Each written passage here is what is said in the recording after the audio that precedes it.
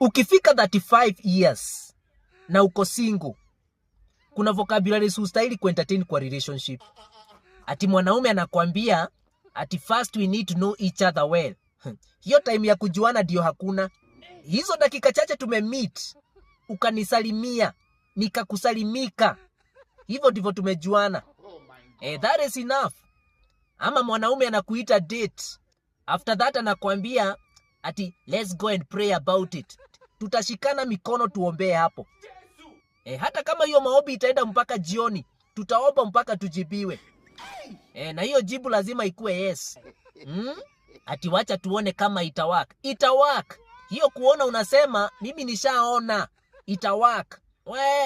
Ikose kuwaka aje. Hata tukianza kudate, mapenzi yako ikae ni kama inaisha, tutatumia yangu. Au jumpstart you with mine. 35 years si mchezo. Sio mchezo.